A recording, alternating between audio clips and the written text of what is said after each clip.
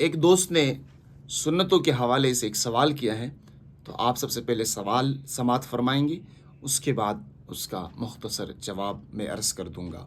سوال ان کا یہ ہے کہ مفتی صاحب، میں سمجھ رہا تھا کہ سنت کی تیسری اور چوتھی رکعت میں سورہ فاتحہ ہی پڑھی جاتی ہے، اس کے بعد سورت نہیں ملائی جاتی، جس طرح فرائض میں ہم کرتے ہیں کہ سب سے پہلے تیسری اور چوتھی رکعت میں صرف سورہ فاتحہ پڑھتے ہیں، سورت نہیں ملاتے ہیں۔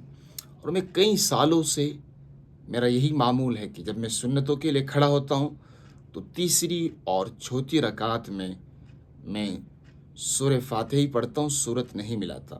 تو اب مجھے پتہ چلا ہے کہ سورت ملانا بھی لازم ہے، تو جو میں نے پچھلے سالوں میں وہ سنتیں پڑھی ہے اس کا کیا بنے گا، کیا کروں؟ اس حوالے سے رہنمائی فرمائیں۔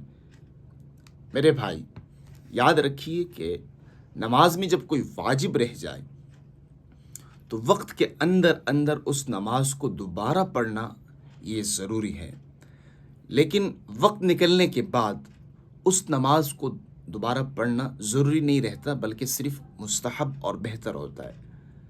تو لہٰذا ان نمازوں کو اپنے اوقات کے اندر پڑھنا تو ضروری تھا۔